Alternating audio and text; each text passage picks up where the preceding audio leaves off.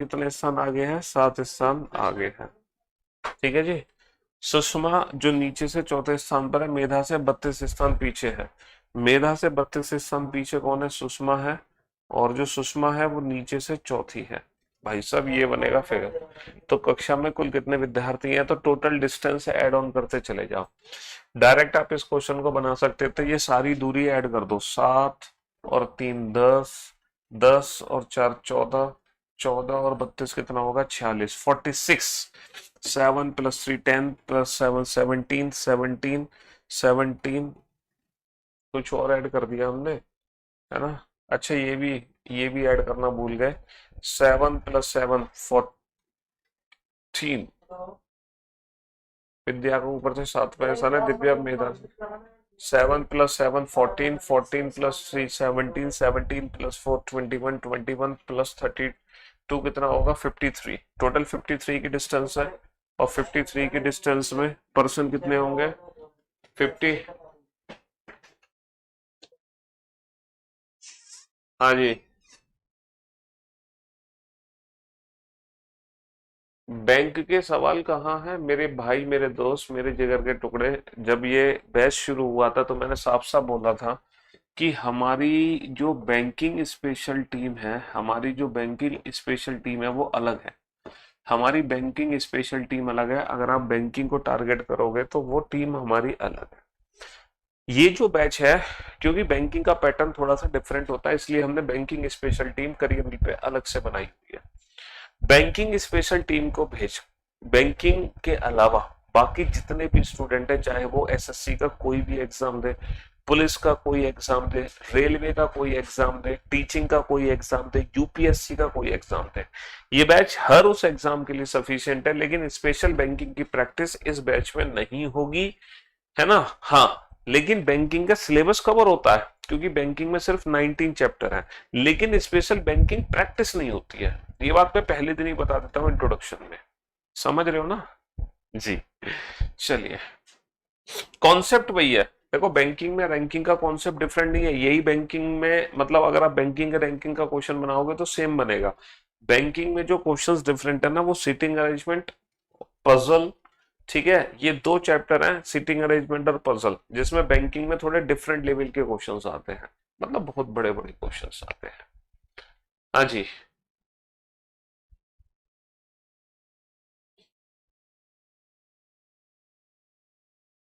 चलिए साहब, तो मैं आपको क्या समझा रहा था, एक कक्षा में विद्या का आप, अगर आप कोई भी रैंकिंग का क्वेश्चन बनाओगे तो मैं एक गारंटी लेता हूं आप सारे क्वेश्चंस बैंकिंग के बना सकते हो। लेकिन जो बैंकिंग की जो स्पेशल प्रैक्टिस है ना, वो स्पेशल प्रैक्टिस मैं अपने लाइव बैच में नहीं करा सकता। वो प्रैक्टिस अलग तरीके से होती है, उसके लिए हमने बैंकिंग स्पेशल टीम करियर पे बना रखी है। Got it? जी। सिलेबस पूरा कवर होता है बैंकिंग का। 19 चैप्टर है बैंकिंग में, 19 चैप्टर है बैंकिंग में, 19 के अलावा कोई 20वां टॉपिक ही नहीं है। कौन कौन से 19 चैप्टर है, नोट डाउन कर लो। मैंने पहली क्लास में बताई भी थे। पहला चैप्टर है कोडिंग डिकोडिंग, अल्फाबेट से रिलेटेड पहला चैप्टर है कोडिंग डिकोडिंग, दूसरा चैप्टर है अल्फाबेटिकल सीरीज। बस ये दो ही चैप्टर है अल्फाबेट से रिलेटेड।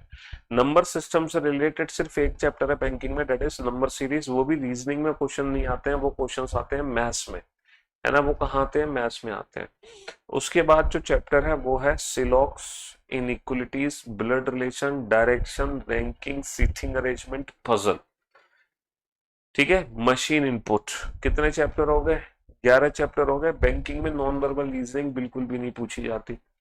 11 के अलावा जो चैप्टर्स हमारे बचे वो है एनालिटिकल रीजनिंग के। एनालिटिकल रीजनिंग में आर्गुमेंट हो गया, है ना, अजम्पशन हो गया, कॉज एंड इफेक्ट हो गया, कोर्स ऑफ एक्शन हो गया, कंक्लूजन हो गया, और एक हो गया डिसीजन मेकिंग। ठीक है जी। हाँ, और इनइक्वलिटी साइड चैप्टर मैंने बोला था, इनइक्वलिटी चैप्टर। बस, ये सिलेबस है बैंकिंग का, और बैंकिंग में कुछ है ही नहीं। Calendar, clock, dice, cube and क्यूबर्ड ये बैंकिंग का पार्ट नहीं है। पहली क्लास देख। हाँ जी। चलो, तो 7 और 3 10 और 7 17, 17 और 4 21, 21 और 32 53। टोटल दूरी 53 की है, तो नंबर ऑफ पर्सन कितने होंगे? नंबर ऑफ पर्सन होंगे 52। नंबर ऑफ पर्सन होंगे 52। बनाइए इस क्वेश्चन को, जल्दी से सॉल्व करो फटाफट से। आज थोड़ी सी स्पीड फास्ट रखना बेटा। एक कक्षा में समिता ऊपर से 6ठे स्थान पर है, हर्षा नीचे से 18वें स्थान पर है, मंगेश समिता से 14 स्थान नीचे और हर्षा से 15 स्थान ऊपर है। कक्षा में कुल कितने विद्यार्थी हैं? जल्दी से बताओ बेटा। मुश्किल से 10 से 15 सेकंड लगने चाहिए आंसर देने में। 10 से 15 सेकंड लगने चाहिए। अब जल्दी जल्दी आंसर दो फटाफट फटाफट। एक कक्षा में समिता ऊपर से 6ठे स्थान पर है। समिता जो है ऊपर से 6ठे स्थान पर है और हर्षा नीचे से 18वें स्थान पर है। और और जो है एक कक्षा में समिता ऊपर से 6ठे स्थान पर है, हर्षा जो है नीचे से 18वें स्थान पर है। अब हर्षा नीचे से 18वें स्थान पर है, हो सकता है हर्षा जो है ओवरलैप कर जाए, अब वो बाद में पता चलेगा। मंगेश जो है समिता से 14 स्थान नीचे है। समिता से 14 स्थान नीचे कौन है? मंगेश। और हर्षा से 15 स्थान ऊपर है, और हर्षा से 15 स्थान ऊपर है। तो कक्षा में कुल कितने विद्यार्थी हैं? टोटल डिस्टेंस निकाल लो। 6 और 14 20, 20 और 15 35, 35 और कितना हो गया? 53। अगेन बेटा 53 की डिस्टेंस आ गई। अगेन 53 की डिस्टेंस आ गई और 53 की डिस्टेंस में अगेन हमारा आंसर क्या हो गया? 52 हो गया। अगेन हमारा आंसर क्या हो गया? 52 हो गया। हाँ जी, बनाइए इस क्वेश्चन को जल्दी से।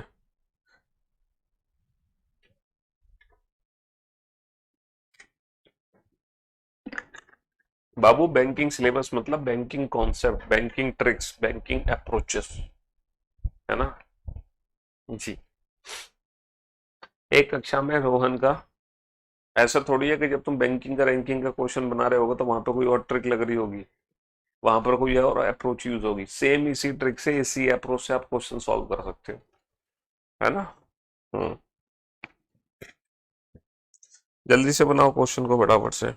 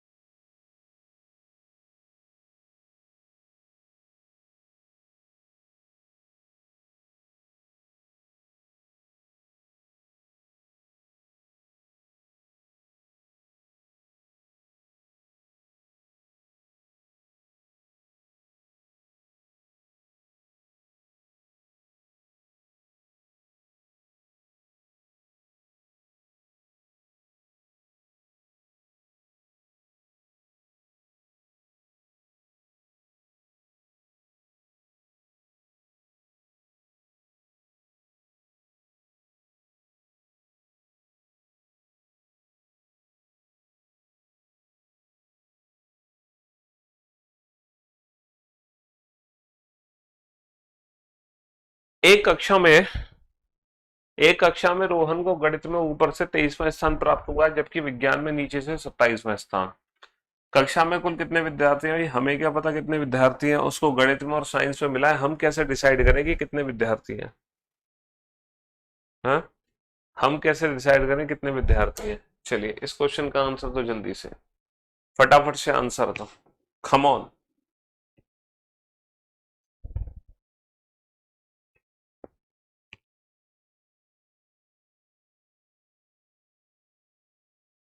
बनाइए जल्दी से।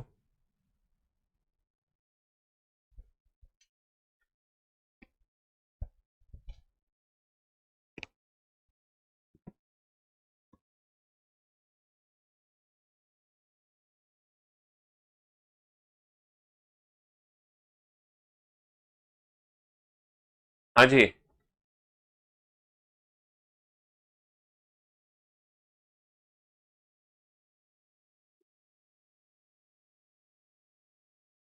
अबे किसने बोला था बैंकिंग?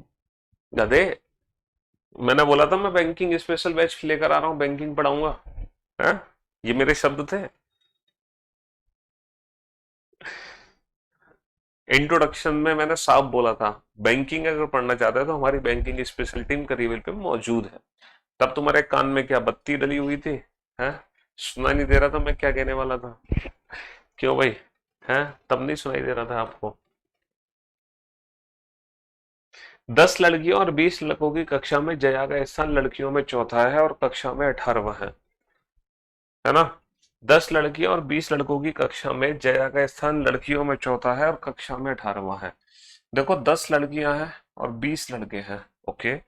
जया का स्थान लड़कियों में चौथा है। जया का स्थान लड़कियों में चौथा है और कक्षा में 18वां है। अब जरा इस क्वेश्चन को ध्यान से पढ़ना। जो जया है ना वो 18th है। जया का जो स्थान है वो 18वां है। 18वां। अच्छा, ये जो 18वां स्थान है जया का, ये जो 18वां स्थान है जया का, ये कहां पर है? सर ये जो 18वां स्थान है जया का, है ना, ये जो 18वां स्थान है जया का, ये कक्षा में है। इसका मतलब क्या है? इसका मतलब क्या है कि जया से पहले टोटल कितने बच्चे होंगे? 17 बच्चे होंगे। भाई 18th जया है तो जया से पहले 17। अब इन 17 में कुछ लड़के भी हैं और कुछ लड़कियां भी हैं। और क्वेश्चन में क्या बोला गया है कि जया लड़कियों में चौथी है। अगर जया लड़कियों में चौथी है, अगर जया लड़कियों में चौथी है, इसका मतलब जया से पहले कितनी लड़कियां हैं? 3। अगर जया लड़कियों में चौथी है तो जया से पहले 3 लड़कियां हैं। तो जया क्लास में 18वीं है, जया से पहले 17 बच्चे हैं। अब जया से पहले जो 17 बच्चे हैं इनमें कितनी लड़कियां हैं? इनमें 3 लड़कियां हैं। जया से पहले सिर्फ और सिर्फ 3 ही लड़कियां हो सकती हैं क्योंकि जया लड़कियों में चौथी है। बहुत बढ़िया। 17 माइनस का 3 14 है। तो जया से पहले 14 लड़के हैं, यानी कि लड़कों में जया का 15वां स्थान है। तो जया का कक्षों के लड़कों के बीच में क्या स्थान होगा? 14 लड़के अगर जया से पहले हैं, अगर 14 लड़के जया से पहले हैं, तो जया का जो स्थान होगा वो 15वां होगा। जया का जो स्थान होगा वो 15वां होगा। चलिए बनाइए इस क्वेश्चन को, जल्दी से सॉल्व करो फटाफट से। हाँ जी, सॉल्व करो इस क्वेश्चन को। कम ऑन, जल्दी से आंसर दो बेटा।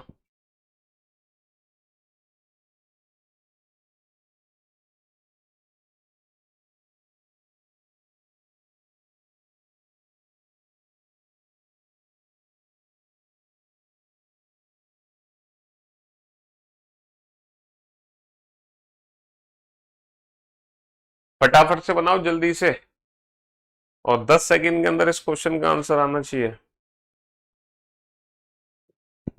10 सेकंड के अंदर इस क्वेश्चन का आंसर आ जाना चाहिए।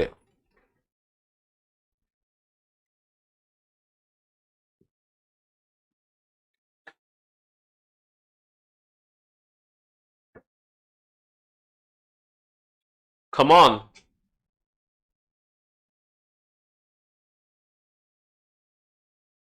चलो 20 सेकंड के अंदर आंसर दे दो। 10 सेकंड नहीं दे पा रहे हो तो 20 सेकंड के अंदर आंसर दे दो। हाँ जी। नहीं दोगे 20 सेकंड के अंदर भी आंसर है? हाँ बेटा, ये प्रीलिम्स और मेंस दोनों का बैच है।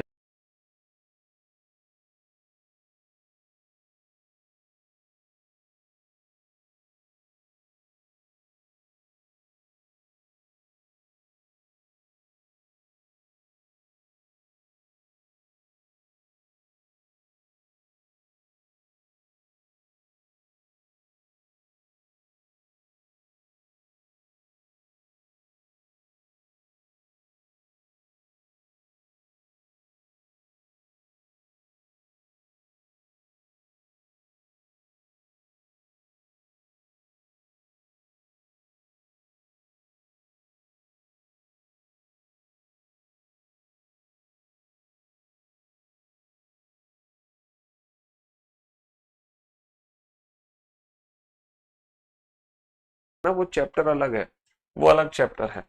तब राधा और निधि के बीच में 6 बच्चे होते हैं। अच्छा, राधा निधि के बीच में 6 बच्चे हैं तो इनका मतलब इनके बीच की दूरी कितनी होगी? सर अगर 6 बच्चे इनके बीच में तो इनके बीच की दूरी हो जाएगी 7, है ना?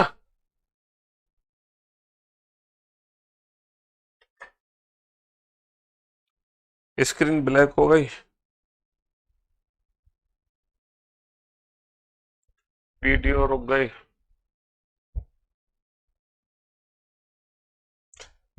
हाँ वो स्क्रीन ब्लैक हो गई।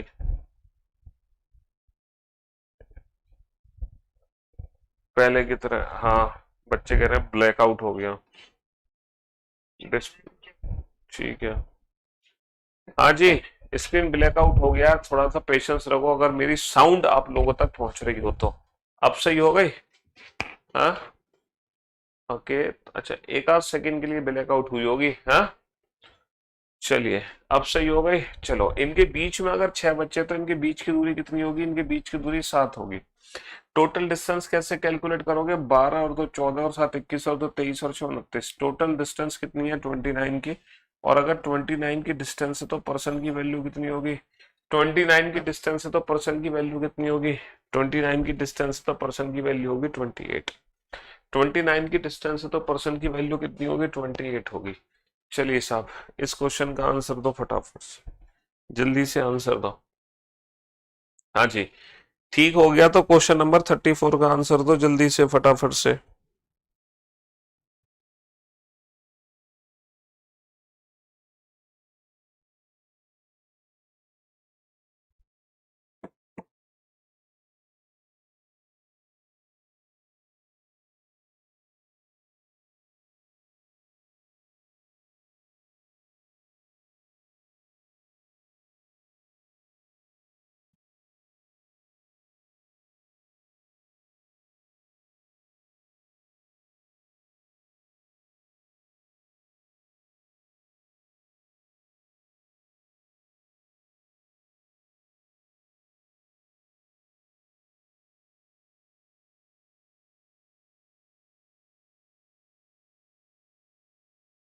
हाँ जी। चलिए साहब, लड़कों की एक पंक्ति में गणेश अक्षय के बाएं से सातवां है ना? Ganesh is seven to the left of Akshay. जहां भी अक्षय बैठा है, जहां भी अक्षय बैठा है, जहां भी अक्षय बैठा है, ठीक है, Ganesh is seven to the left of Akshay. Akshay के सेवेंथ लेफ्ट में कौन है? अक्षय के सेवेंथ लेफ्ट में गणेश है। Ganesh is seven to the left of Akshay. बहुत बढ़िया। Vijay, who is 20th from the left hand, is seven to the right of Akshay. Akshay के सेवेंथ राइट में कौन है? अक्षय के सेवेंथ राइट में विजय है। विजय हु इज 20th फ्रॉम, और विजय खुद लेफ्ट हैंड से कितना है? 20th, यानी कि 7 और 7 14, 14 और 6 20। बस। If Kamlesh who is third to the right of Ganesh, if Kamlesh who is third to the right of Ganesh, जहां गणेश बैठा है उसके थर्ड राइट में कौन है? उसके थर्ड राइट में है Kamlesh. Is 20th from the right hand, और ये जो कमलेश है ये दाई ओर से 20वां है, 20वां। Then how many boys are there in the row? तो बेटा टोटल डिस्टेंस कैलकुलेट कर लो, यहां से लेके यहां तक की टोटल डिस्टेंस कितनी है? 20 और 3 23, 23 और 6 29, 29 की डिस्टेंस है। और 29 की डिस्टेंस में पर्सन की वैल्यू कितनी होगी? 29 की डिस्टेंस में पर्सन की वैल्यू कितनी होगी? बहुत बढ़िया, शाबाश, well done, good job Rohit, Manisha, बहुत बढ़िया। चलिए साहब, नेक्स्ट। नेक्स्ट क्वेश्चन बनाओ जल्दी से। लड़के और लड़कियों की एक पंक्ति में 50 से कम विद्यार्थी हैं। 50 से कम विद्यार्थी हैं बेटा, यहां पर बोला जा रहा 50 से कम, लेकिन है कितने हैं हमें नहीं पता। रवि का स्थान एक छोर से 26वां है, जबकि सीमा का स्थान दूसरे छोर से 22वां है। तो दोनों को अलग अलग बैठा सकता हूँ। रवि और सीमा के बीच में 19 विद्यार्थी हैं, यानी कि ओवरलैप होगी, पोजीशन ओवरलैप। ओवरलैप है, सीधी सीधी सी बात है। 26 और 22 कितना हो गया? 48। और बीच में अगर 19 है तो बीच की दूरी हो गई 20। बीच की दूरी कितनी हो गई? बीच की दूरी हो गई 20, तो 20 इसमें से माइनस करना पड़ेगा। तो 20 माइनस करोगे तो टोटल डिस्टेंस 28, और 28 की दूरी में पर्सन की वैल्यू क्या हो? ओवरलैप हमने क्यों किया? ओवरलैप हमने क्यों किया? ओवरलैप हमने किया क्योंकि 50 से कम विद्यार्थी हैं। ओवरलैप हमने किया क्योंकि 50 से कम है। समझ रहे हो? 50 से कम है। चलिए साहब, बनाइए इस क्वेश्चन को। ये यूपीएससी एग्जाम में पूछा गया क्वेश्चन है, सी सेट के पेपर में। बनाओ इस क्वेश्चन को जल्दी से।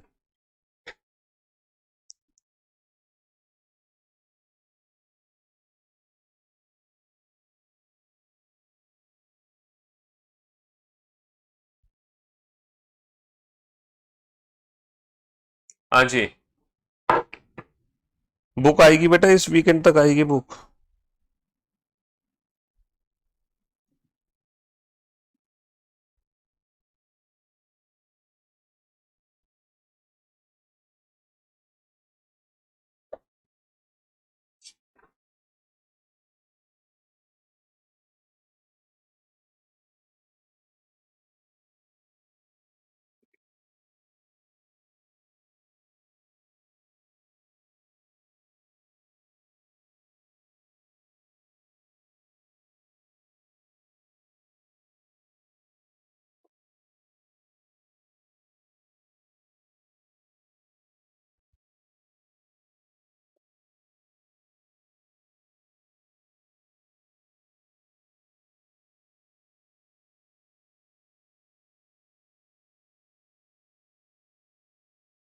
हाँ जी। चलिए साहब, फिगर से समझाएं। अरे यार, एक क्वेश्चन भी मैंने फिगर से नहीं किया, उसको भी फिगर से समझाऊं। रवि का स्थान एक छोर से 26वां है ना, जबकि सीमा का स्थान दूसरे छोर से 22वां है। हमने ओवरलैप इसलिए किया है क्योंकि कम 50 से कम है व्यक्ति। रवि और सीमा के बीच 19, अगर इनके बीच में 19 है तो इनके बीच की दूरी 20 हो गई, है ना। इनके बीच की दूरी कितनी हो गई? 20 हो गई। बस यहां से लेकर यहाँ तक 26 की दूरी है, 20 की दूरी है। तो 26 में से 20 माइनस कर दो तो ये दूरी 6 की आ गई। टोटल दूरी कितनी होगी? 22 और 6 28। और 28 की दूरी में पर्सन कितने हो गए? 27। मतलब एक क्वेश्चन फिगर से नहीं समझाया तो बस वो फिगर से समझा दो, है ना। चलिए, ये बहुत ही इंटरेस्टिंग क्वेश्चन है, मजेदार क्वेश्चन है। तीन व्यक्ति हैं, पी क्यू और आर एक पंक्ति में खड़े हैं, है ना। पी और क्यू के बीच पांच व्यक्ति हैं। पी और क्यू के बीच में अगर पांच व्यक्ति हैं तो पी और क्यू के बीच की दूरी कितनी होगी? 6 की होगी। लेकिन यहाँ पे दो पॉसिबिलिटी है। यहाँ पे दो पॉसिबिलिटी है। पी और क्यू के बीच की दूरी 6 है, पी लेफ्ट में भी हो सकता है, पी राइट में भी। और 8 अन्य व्यक्ति क्यू और आर के बीच में है। देखो, क्यू और आर के बीच में 8 अन्य व्यक्ति हैं और पंक्ति में कम से कम व्यक्ति पूछे हैं। 8 अन्य व्यक्ति है तो 8 अन्य व्यक्ति बेटा यहाँ। और क्यू, इनके अलावा 8 अन्य व्यक्ति हैं क्यू और आर के बीच में, तो क्यू और आर के बीच की दूरी 9 हो गई। क्यू और आर के बीच की दूरी कितनी हो गई? 9 हो गई। यदि आर से पहले तीन, अगर आर से पहले तीन है तो आर बेटा चौथे स्थान पर है। अगर आर से पहले तीन है तो आर चौथे स्थान पर है। यहाँ आर से पहले तीन नहीं हो सकते, ये वाली जो पॉसिबिलिटी है गलत हो गई। और पी पीछे से, पी के पीछे 21 व्यक्ति हैं। अगर पी के पीछे 21 है तो पी का पीछे से 22वां स्थान है। अगर पी के पीछे 21 है तो पी के पीछे से 22वां स्थान है। बस हो गया क्वेश्चन सॉल्व।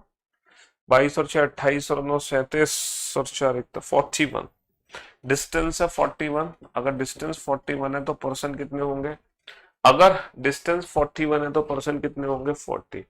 अगर डिस्टेंस 41 है तो पर्सन कितने होंगे? 40 हो जाएंगे। जैसे जैसे कहते जाओ वैसे वैसे बनाते जाओ। ठीक है। और आज का लेक्चर वही बच्चे अटेंड करें जिन्होंने प्रीवियस 3 लेक्चर्स ऑलरेडी अटेंड कर लिए हैं। रैंकिंग के 3 लेक्चर हो चुके हैं, आज चौथा लेक्चर है। कल पांचवा लेक्चर होगा, लास्ट लेक्चर। ठीक है, कल पांचवा होगा लास्ट लेक्चर। ठीक है। देखो, पी और क्यू के बीच में, पी और क्यू के बीच में 5 थे तो 6 दूरी हो गई। और क्यू और आर के बीच में 8 है, अन्य व्यक्ति हैं 8 अन्य व्यक्ति, तो आर को मैं यहाँ नहीं बैठाऊंगा, आर को इस साइड बैठाऊंगा। और 8 व्यक्ति तो बीच की दूरी 9 हो गई। आर से पहले 3 है तो आर का चौथा स्थान हो गया। क्यू के बाद में 21 है तो क्यू का 22वां स्थान हो गया। टोटल दूरी 41 आ गई। Distance 41, person 41 minus 140। और लगभग लगभग क्वेश्चन नंबर 37 भी बेटा, अगर बीच में 8 पर्सन है तो डिस्टेंस तो 9 की होगी ना। 9 माइनस 1 8, भूल गए? पर्सन की वैल्यू डिस्टेंस से कम होती है, या फिर मैं कहूँ डिस्टेंस की वैल्यू पर्सन से ज्यादा होती है। तभी तो कह रहा हूँ प्रीवियस 3 लेक्चर्स जिनका सीधा पहला देना है। अबे यार, इसके पीछे अगर 21 बैठे हैं, अगर पीछे 21 बैठे हैं तो इसका 22वां स्थान नहीं होगा? अगर इसके पीछे 21 है तो ये तो खुद 22वें स्थान पर आएगा कि नहीं आएगा? जिसने आज ही क्लास ज्वाइन करी है बेटा, वो पहले फर्स्ट क्लास देखे, फिर सेकंड, फिर थर्ड, फिर फोर्थ। बीच में इस क्लास को ज्वाइन ना करें, मेरा रिक्वेस्ट है उन बच्चों से, क्लास बीच में ज्वाइन ना करें। क्लास बीच में ज्वाइन ना करें।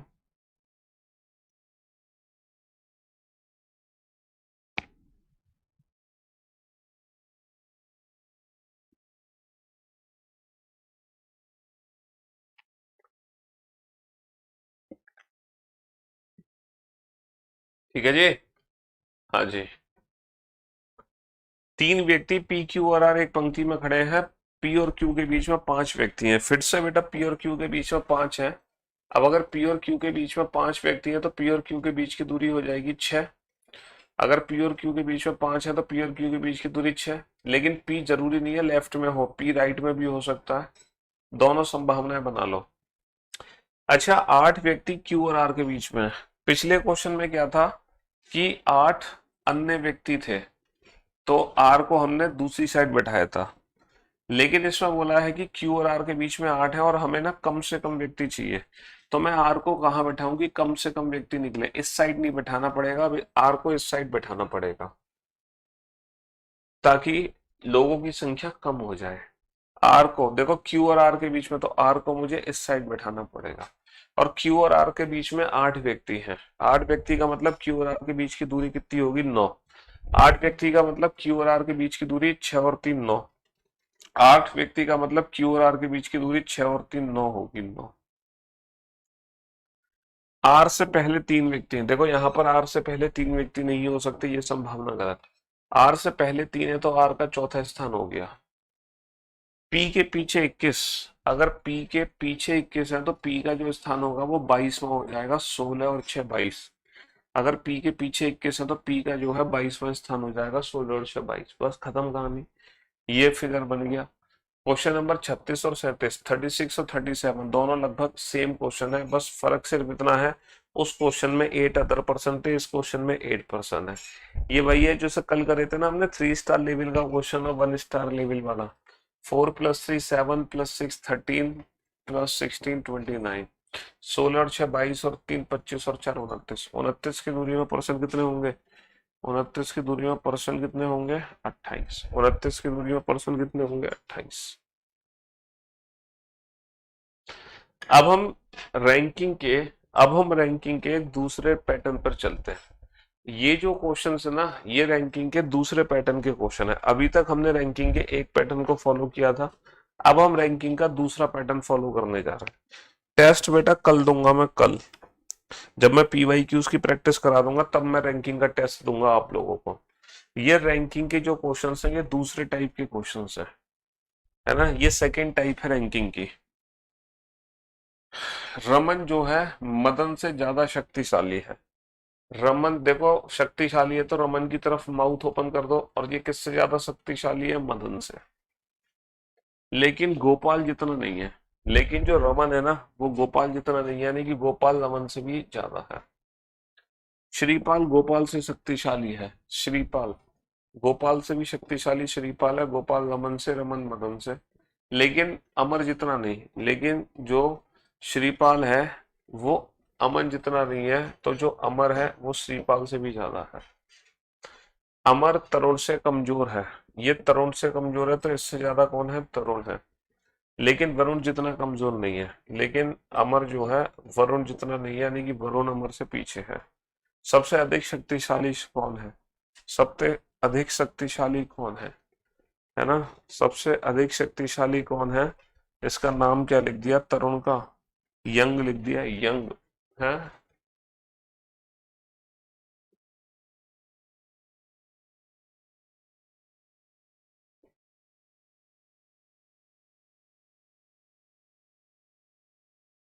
माइंड में बनाने के लिए थोड़ी प्रैक्टिस की आवश्यकता है। पहले तुम 2 बार क्लास के क्वेश्चंस को ही 2 बार प्रैक्टिस करो विद फिगर्स। चलिए साहब, नेक्स्ट। एबीसीडी ई को उनके वजन के अवरोही क्रम में व्यवस्थित किया गया। अवरोही क्रम समझते हो? अवरोही क्रम होता है अवरोही क्रम होता है डिसेंडिंग ऑर्डर। यानी कि सबसे नंबर 1 पर वो आएगा जो सबसे हैवी है। नंबर 2 उससे कम, नंबर 3 उससे कम, नंबर 4 उससे कम, नंबर 5 सबसे हल्का। ये डिसेंडिंग ऑर्डर है। ये डिसेंडिंग ऑर्डर है। यहाँ पर वो आएगा जो सबसे ताकत, सबसे हैवी है।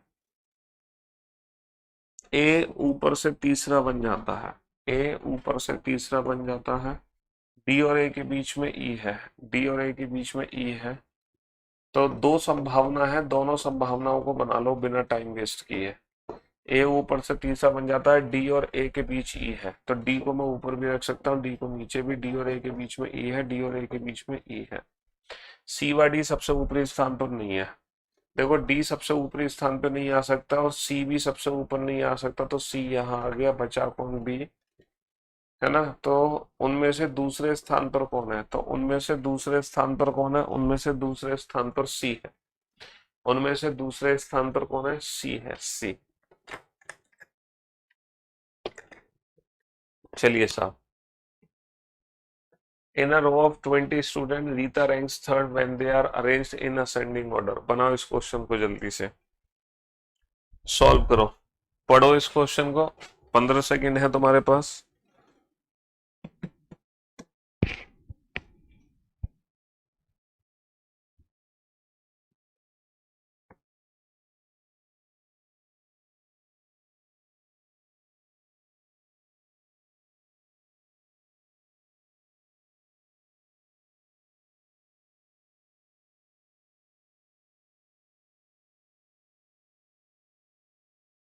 हाँ जी।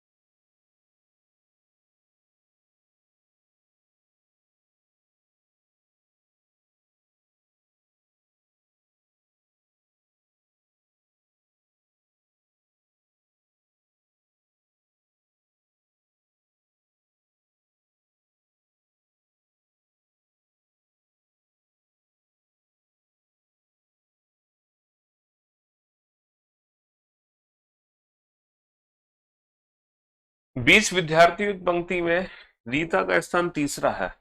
Rita ranks third when they are arranged in ascending order of height. मतलब बढ़ते क्रम में जब रख रहे हो तो रीता तीसरे स्थान पर है, ये बढ़ता क्रम है। 5 new student join the group,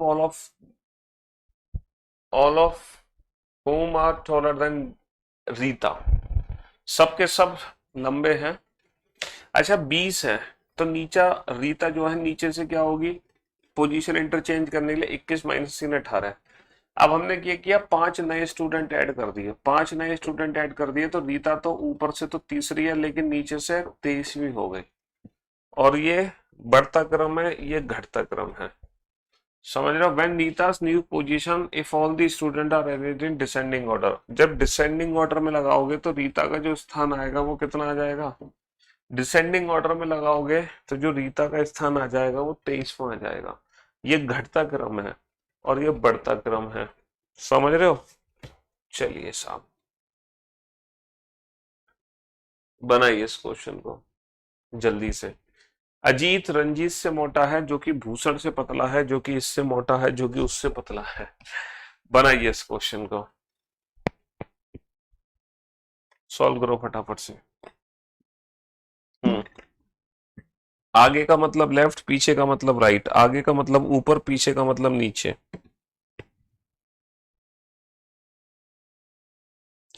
बस यही होता है आगे और पीछे का मतलब।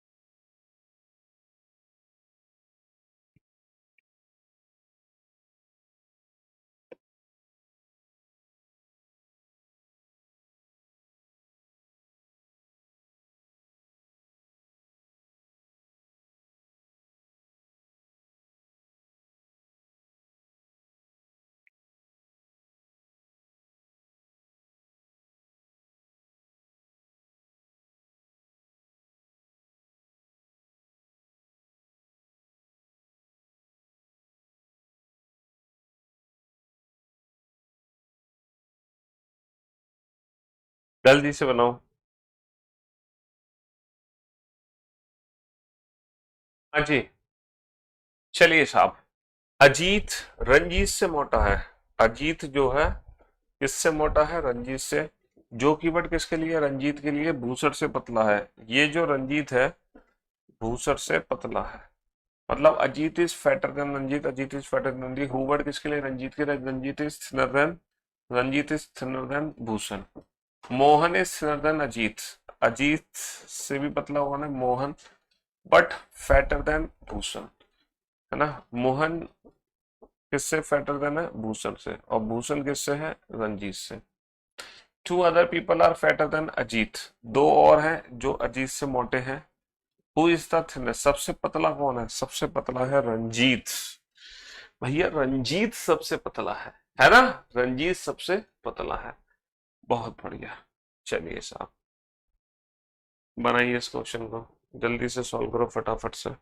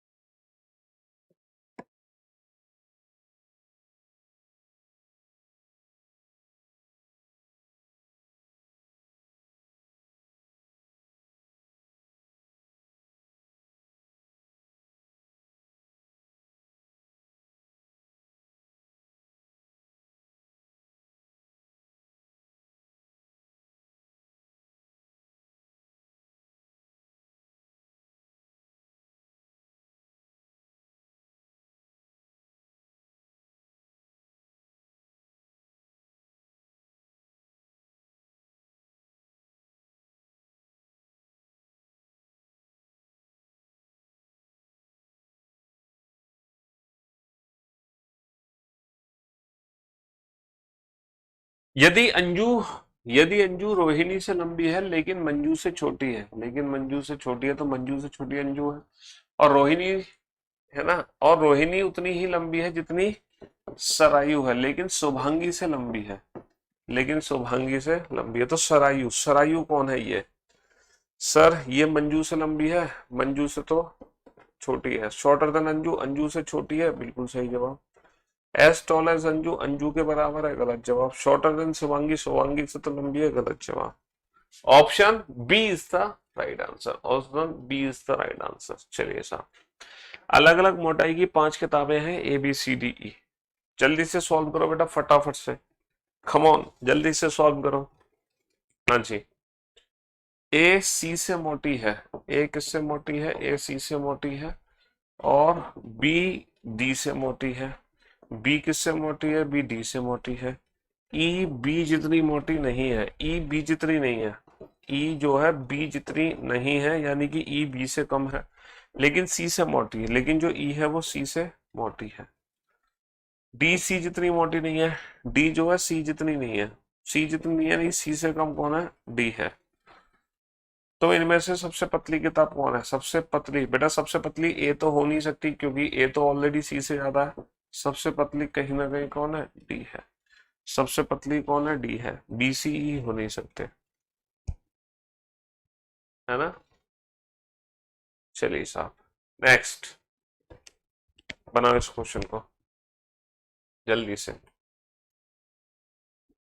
10-15 सेकंड का समय आपके पास, बना दो फटाफट से, बना दो 10-15 सेकंड के अंदर।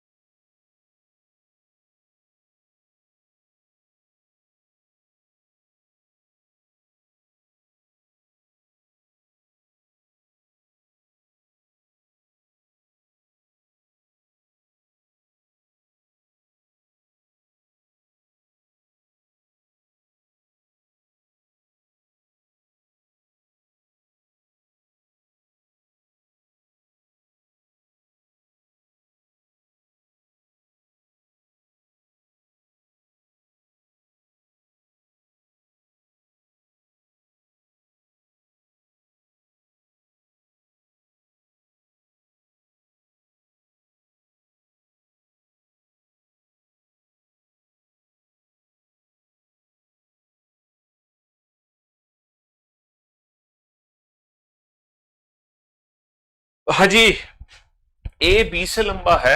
ए किससे लंबा है? ए बी से लंबा यानी कि बी से ऊपर, लेकिन सी से छोटा। लेकिन जो ए है ना वो सी से छोटा, यानी सी इससे भी लंबा है। बी केवल ई से लंबा है। बी केवल और केवल एक से लंबा है ई से, यानी कि बी बाकी सबसे छोटा है। सी सबसे ज्यादा लंबा नहीं है, सी सबसे लंबा नहीं है, तो सी से लंबा कौन है? सी से लंबा डी है। तो हमें सबसे बीच वाला बताना है। सबसे बीच वाला कौन आएगा? सबसे बीच में ए आएगा। घटते क्रम में रखो, बढ़ते क्रम में रखो, बीच में ए ही आना है। जल्दी से बनाओ बेटा, इस क्वेश्चन को फटाफट से सोल्व करो। Question number 45। हाँ जी, बुक आएगी बेटा, कोशिश करेंगे संडे तक बुक आ जाए। राज्य बी राज्य सी से बेहतर है। बी जो है किससे बेहतर है? सी से। लेकिन ए जितना नहीं है। लेकिन बी जो है ए जितना नहीं है, यानी कि ए बी से अच्छा है, जो कि ई से ज्यादा खराब है। और जो ए है वो ई से भी खराब है। जी ई जितना अच्छा नहीं है। ई जितना अच्छा कौन नहीं है? जी नहीं है। और राज्य ए जितना खराब नहीं है। ई जो है, जी जो है ई से कम है, लेकिन ए से बेहतर है। ए बी से बेहतर है, बी सी से बेहतर है। तो जी से बेहतर कितने राज्य हैं? जी से बेहतर सिर्फ और सिर्फ, जी से बेहतर सिर्फ और सिर्फ एक राज्य है ना? राज्य बी सी से बेहतर है, लेकिन ए जितना नहीं है, यानी कि बी जो है ए से कम है, जो कि ई से ज्यादा, ए ई से भी खराब है। राज्य जी ई जितना अच्छा नहीं, यानी कि ई जो है जी से बेहतर है। और राज्य ए जितना खराब नहीं है। जो जी है ना वो ए जितना खराब नहीं, यानी जी से खराब ए है, ए से खराब बी, बी से खराब जी। जी से बेहतर कितने राज्य हैं? जी से बेहतर केवल एक ही राज्य है। बताओ, इस क्वेश्चन का आंसर देने के लिए तुम्हें किस कथन की जरूरत पड़ेगी? चार कथन है, पहला, दूसरा, तीसरा, चौथा। क्वेश्चन तुमसे क्या पूछा है? क्वेश्चन तुमसे क्या पूछा है? इनमें से सबसे लंबा कौन है? तो सबसे लंबा कौन है, इस प्रश्न का उत्तर देने के लिए तुम्हें किस कथन की जरूरत है? Statement four alone. क्या चौथे अकेले कथन से तुम बता सकते हो सबसे लंबा कौन है? चलो चेक करते हैं। एन केवल पी से लंबा है। तीन और दो पांच, एक दो तीन चार पांच। मान लो ये लंबाई का घटता क्रम है।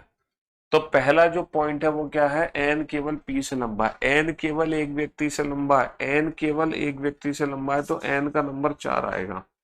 एन केवल एक से लंबा है, बाकी सबसे छोटा है। ओ दूसरा सबसे लंबा व्यक्ति है। ओ दूसरा सबसे लंबा व्यक्ति है। अब हमें बताना है इनमें से सबसे लंबा कौन है। तो पहला जो ऑप्शन है वो है statement four alone sufficient to answer the question. क्या चौथा कथन अकेला बता सकता है? क्या चौथा कथन अकेला बता सकता है कि सबसे लंबा कौन है? O is taller than both M and N. M और एन दोनों से लंबा ओ है, यानी कि एम यहाँ कहीं पर होगा। तो सबसे लंबा कौन है? क्या ये बात तुम्हें पता चली केवल अकेले चौथे स्टेटमेंट से? सर सबसे लंबा कौन है ये बात हमें नहीं पता चली केवल अकेले चौथे से। इधर सेकंड और फोर्थ अलोन ये भी गलत हो गया, क्योंकि अकेले चौथे से तो हमें पता ही नहीं चल पा रही है। पता ही नहीं चल पा रही है। ये बताओ स्टेटमेंट टू अलोन, क्या केवल अकेले दूसरे से पता चल जाएगी सबसे लंबा कौन है? एम यद्यपि एन से तो लंबा है, लेकिन क्यू जितना लंबा नहीं है। देखो एम जो है वो एन से तो लंबा है, लेकिन क्यू जितना नहीं है, यानी कि क्यू ऊपर आएगा एम यहाँ आएगा, तो सबसे लंबा कौन है? क्यू। इसका मतलब अकेले दूसरे कथन से, अकेले दूसरे कथन से हम बता सकते हैं सबसे लंबा कौन है। अकेले तो दूसरे के साथ चौथे कथन की रिक्वायरमेंट ही नहीं है। इसका मतलब 100% option C is the right answer. इसका मतलब हम अकेले दूसरे कथन से भी बता सकते हैं, और अकेले पहले कथन और तीसरे कथन को मिलाकर भी बता सकते हैं।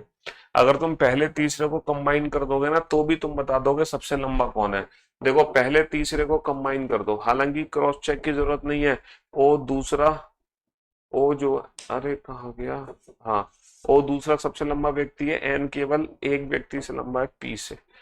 एन केवल और केवल पी से लंबा है, बाकी सबसे छोटा है। पहला M is taller than N, N से ऊपर एम आएगा, यहां पर कहीं एम आएगा, बिल्कुल सही। Q is taller than N, और एन से लंबा कौन है? Q.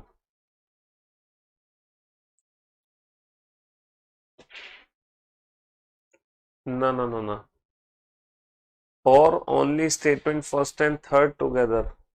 First and third together की तो जरूरत नहीं है भाई साहब। M is taller than N,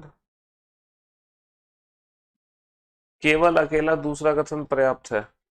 हालांकि इन दोनों को जोड़ने की जरूरत नहीं है।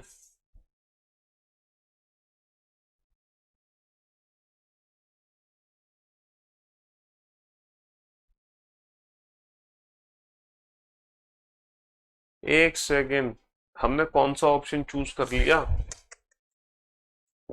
हाँ, ये वाला नहीं, ये वाला ऑप्शन चूज होगा। ईदर स्टेटमेंट सेकंड अलोन और four alone, four alone sufficient to answer the question. Four कहाँ है? O is taller than both M and N. हाँ, ओ जो है एम और एन दोनों से लंबा है। अगर ओ एम और एन दोनों से लंबा है तो एम यहाँ आएगा डेफिनेटली, और क्यू यहाँ चला जाएगा। स्टेटमेंट फोर अलोन से आंसर दे सकते हो, या फिर स्टेटमेंट अलोन टू, टू और फोर से आंसर दे सकते हो, टू और फोर से। हाँ, फोर अकेला चौथा स्टेटमेंट भी हमारे प्रश्न का उत्तर दे सकता है। अकेला चौथा स्टेटमेंट भी हमारे प्रश्न का उत्तर दे सकता है। या तो तुम यहां से आंसर दे लो या यहां से, दोनों में से कोई भी स्टेटमेंट आप यूज कर सकते हो। अकेला दूसरा या अकेला चौथा, अकेला दूसरा या अकेला चौथा, किसी से भी आप आंसर दे सकते हो। बनाओ इस क्वेश्चन को फटाफट से, जल्दी से।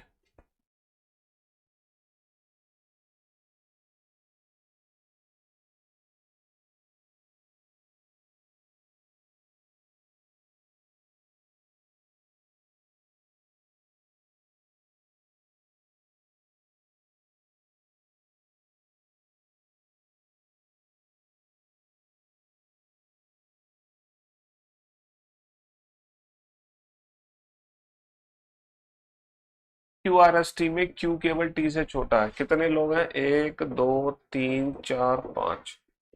ये लंबाई का घटता क्रम है। क्यू केवल और केवल टी से छोटा है। अच्छा ये बताओ, अगर क्यू केवल एक व्यक्ति से छोटा हो तो क्यू का नंबर दो आएगा, टी का नंबर एक। क्यू केवल टी से छोटा है, बाकी सबसे लंबा है।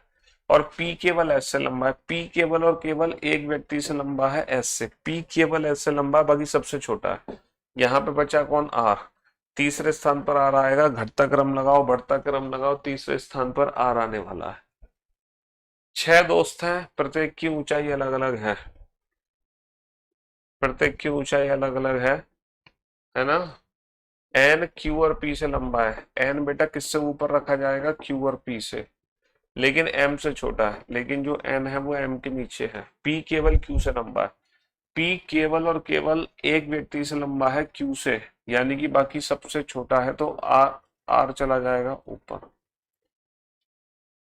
अच्छा और भी है यहाँ पर। पी केवल और केवल क्यू से लंबा है, जबकि एस केवल एल से छोटा है। एस केवल एल से छोटा है, बाकी सबसे लंबा है। हो गए। सबसे लंबे और सबसे छोटे एल क्यू, सबसे लंबे और सबसे छोटे, सबसे लंबे और सबसे छोटे एल क्यू। चलिए साहब, नेक्स्ट है ना। टी पी और बी से लंबा है। टी जो है पी और बी से ऊपर है, लेकिन ए और क्यू से छोटा। लेकिन ए और क्यू से छोटा। पी सबसे छोटा नहीं है। पी सबसे छोटा नहीं है तो बी हो जाएगा सबसे छोटा। अगर पी सबसे छोटा नहीं है तो सबसे लंबा कौन है? डेटा इनएडिक्वेट। टी जो है पी और बी से लंबा है, लेकिन ए और क्यू से छोटा है। पी सबसे छोटा नहीं है तो बी सबसे छोटा हो जाएगा। ए और क्यू में से कोई भी सबसे लंबा हो सकता है। डेटा इनएडिक्वेट। पारस अपनी कक्षा में ऊपर से 5वें स्थान में, नीचे 24वें, उसकी कक्षा में कितने छात्र हैं? ये पता है, लेटेस्ट सीजीएल का क्वेश्चन है ये। सीजीएल 2025 का क्वेश्चन है ये।